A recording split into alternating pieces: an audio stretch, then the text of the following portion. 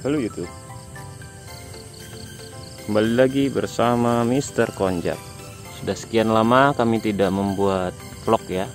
Kali ini kami coba sempatkan untuk membuat video perkembangan porang di lahan kami ini. Saat ini sudah memasuki musim kedua dan seperti ini kondisinya tanpa kami bongkar ya. Jadi musim pertama kemarin kami biarkan saja. Bisa dilihat di sini banyak mulsa-mulsa yang sudah rusak, sebetulnya sudah tidak layak. Artinya memang kalau untuk penanaman lebih dari satu musim menggunakan mulsa, bisa dibilang mulsanya itu tidak akan kuat, pasti di musim berikutnya akan hancur seperti ini. Kemudian untuk rumput-rumput juga, karena ketika memasuki masa dorman saat itu di musim pertama, kami membiarkan saja rumput-rumput ini tumbuh. Akhirnya lahan terlihat tampak bongkor ya, tapi porangnya juga sepertinya tumbuhnya normal-normal saja, masih lebih terlihat dominan ya dibandingkan rumput-rumputnya. Ini lahan di petakan kami yang paling bawah, dimana di musim pertama di lahan ini juga perkembangannya relatif lebih kecil dibandingkan yang di atas sana, karena kontur lahan yang cenderung lembab terus. Jadi ketika tumbuh di musim kedua pun pertumbuhannya juga lambat ya dibandingkan porang-porang yang ada di atas sana.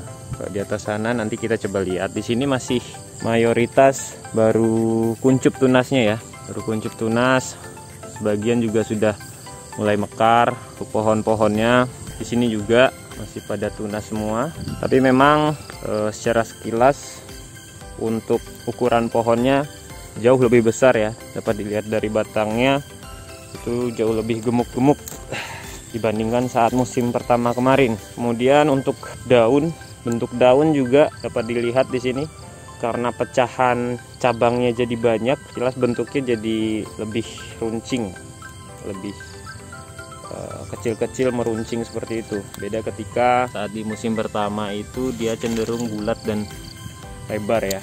Kalau ini karena pecahan daunnya banyak, cabang daunnya juga banyak, jadi membentuk daun yang kecil-kecil seperti ini. Untuk di musim kedua saat ini memang terkait hujan juga cenderung lebih cepat ya. Musim hujan datang cenderung lebih cepat dan cukup rutin dibandingkan tahun lalu. Hal tersebut membuat kami agak repot ya, karena kan kami berencana untuk membuka lahan baru di sebelah lahan ini di sana, tapi karena sudah keduluan hujan sehingga agak lambat untuk pengolahan lahannya. Dan untuk yang di sini karena memang tidak dibongkar sedari awal, jadi ketika dia sudah waktunya bertunas itu langsung tanpa jeda dia langsung tumbuh. Ini untuk yang tidak menggunakan mulsa ya. Untuk yang tidak menggunakan mulsa, pertumbuhan musim kedua cenderung lebih kecil, jauh lebih kecil dibandingkan dengan yang menggunakan mulsa. Sangat kontras perbedaannya. Jadi memang secara percobaan bisa dipastikan menggunakan mulsa itu lebih baik ya. Secara kasat mata pun dapat terlihat tumbuhannya yang menggunakan mulsa di musim kedua ini jauh lebih baik dibandingkan dengan yang tidak menggunakan mulsa. Wah, ternyata di pertumbuhan musim kedua ini sudah ada yang tumbuh bunga ya pemirsa. Ini sepertinya sudah cukup lama dia tumbuhnya, tapi masih dalam bentuk kecil seperti ini. Dan sepertinya ini memang sudah matang ini bunganya. Masih sedikit memang, cuman tampak sudah matang ya, sudah berwarna merah. Ini apakah sudah bisa dipanen atau belum ini? Kita biarkan saja dulu. Tapi memang hanya baru ketemu satu itu ya yang tumbuh menjadi bunga. Bagian besar hampir 99% di sini tumbuhnya daun ya, tidak tumbuh bunga, karena memang dari input bibitnya dari awal itu katak ya. Mungkin bisa jadi yang tumbuh bunga itu merupakan bibit umbi yang kecil mungkin, jadi tidak ketahuan. Di sini banyak bertumpuk-tumpuk ya tunasnya. Ini mungkin satu umbi ya. Jadi memang dalam satu umbi itu memungkinkan untuk dia tumbuh lebih dari satu tunas secara bersamaan. Dan apakah ini pertumbuhannya seperti katak di mana ada tumbuh tunas lanjutan atau tidak? Sepertinya tidak ya, karena dari awal dia tumbuh di tunas pertama atau pohon pertamanya itu sudah langsung dalam ukuran yang besar. Dan informasi yang saya peroleh juga, kalau umpamanya dari umbi, penanaman dari umbi itu tunas itu hanya sekali saja, maksimal paling banyak 2 kali. Saat musim tumbuh seperti ini tampak menyenangkan melihat hamparan porang seperti ini. Daun-daun hijau berbentuk lancip-lancip seperti ini menutupi tanah. Bagi saya hal yang cukup menyenangkan ya. Kemarin di musim pertama itu kami ada beberapa titik kami coba tanami singkong ya. Makanya di sini ada banyak batang singkong. Dan ternyata kami tidak merekomendasikan untuk menanam singkong di dekat porang, karena sepertinya porang akan kalah berebut nutrisi dengan singkong. Untuk singkongnya memang yang ada di sini kemarin waktu dipanen cukup besar-besar, tapi untuk porang yang di sekitar singkong itu ditanam, dia umbinya kecil-kecil ya jadinya. Jadi tidak kami sarankan untuk menanam singkong atau ditumpang sarikan dengan singkong, apalagi dengan jarak berdekatan.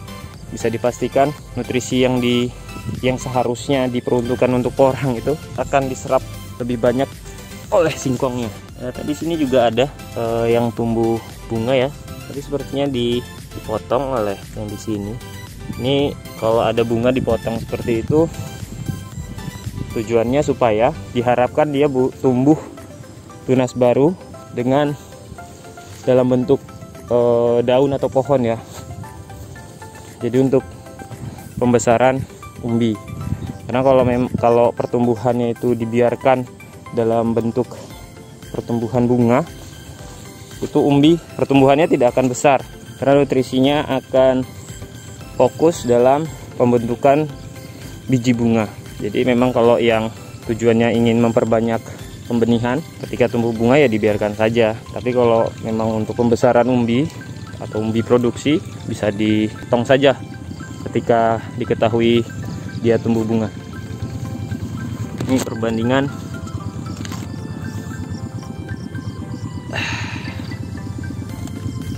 selengan saya nih.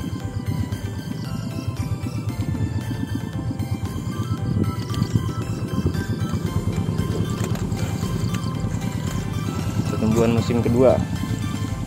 Coba cek siapa tahu ada yang lebih besar ya. Yang ini juga cukup besar ya. Dia cenderung pendek ya. Pohonnya cenderung pendek, tapi batangnya besar sekali.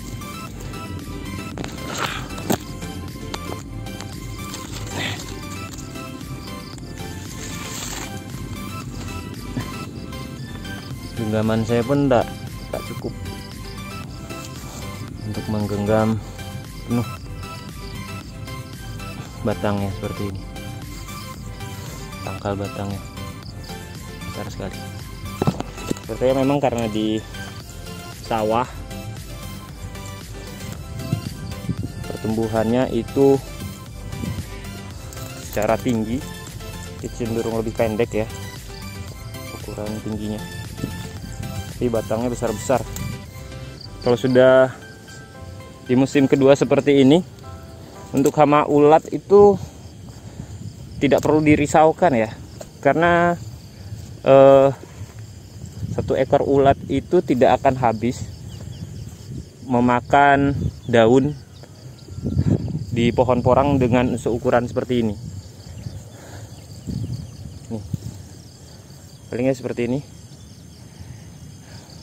Ini tidak akan habis. Beda halnya ketika di musim pertama itu, kadang yang dimakan itu sampai batang-batangnya.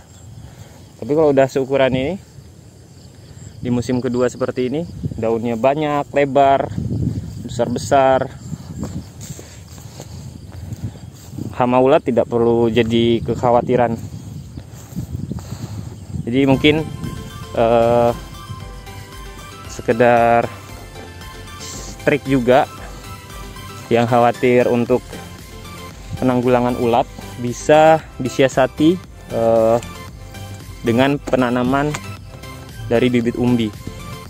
Jadi meskipun dia dimakan, tapi tidak akan dimakan habis. Mungkin itu dulu video log hari ini. Semoga ada manfaatnya informasi dari kami. Sekian, salam Mr. Konjak.